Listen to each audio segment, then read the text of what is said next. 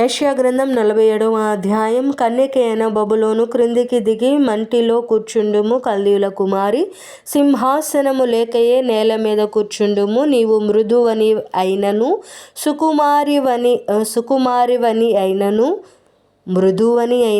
సుకుమారివని అయినను జనులు ఇక మీదట చెప్పరు. తిరుగటి దిమ్మలు తీసుకొని పిండి విసరుము, నీ ముసుగు పారవేయుము, కాలి మీద జీరాడు వస్త్రము తీసివేయుము, కాలి మీది బట్ట తీసి నదులు దాటుము.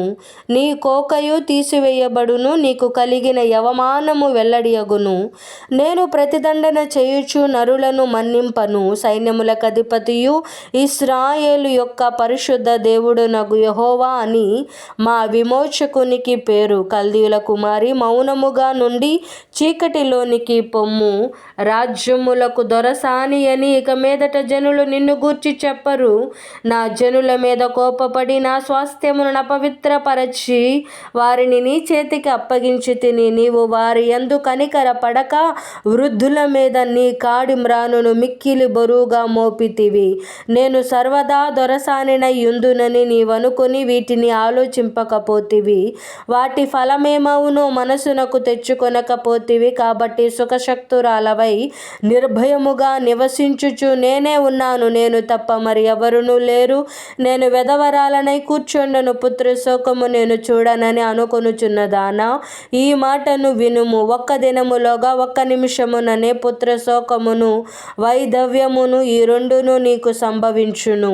నీవు అధికముగా శకునము చూచినను, అత్యధికమైన కర్ణ పిశాచ తంత్రములను నీవు ఆధారముగా చేసుకొనినను, ఆ అపాయములు నీ మీదకి సంపూర్తిగా వచ్చును. నీ చెడుతనమును నీవు ఆధారము చేసుకొని ఎవడును నన్ను చూడడని అనుకొంటివి. నేనున్నాను, నేను తప్ప మరి ఎవరునూ లేరని నీవనుకొనున్నట్లుగా నీ విద్యయు నీ జ్ఞానమును నిన్ను చెరిపివేయును. కీడు నీ మీదికి వచ్చును, నీవు మంత్రించి దాన్ని పోగొట్టజాలవు. ఆ కీడు నీ మీద పడును, దానిని నీవు నివారించలేవు. నీకు తెలియని నాశనము నీ మీదికి ఆకస్మికముగా వచ్చును. నీ బాల్యము నుండి నీవు ప్రయాసపడి అభ్యసించిన నీ కర్ణపిశాచ తంత్రములను, నీ విస్తారమైన శకునములను చూపుటకు నిలువుము. ఒకవేళ అవి నీకు ప్రయోజనకరములగునేమో. ఒకవేళ నీవు మనుష్యులను బెదిరింతువేమో. నీ విస్తారమైన యోచనల వలన నీవు అలసి ఉన్నావు. జ్యోతిష్కులు, నక్షత్ర సూచకులు, మాసచర్య చెప్పువారు నిలువబడి నీ మీదకి వచ్చినవి రాకుండా నిన్ను తప్పించి రక్షించుదురేమో ఆలోచించుము.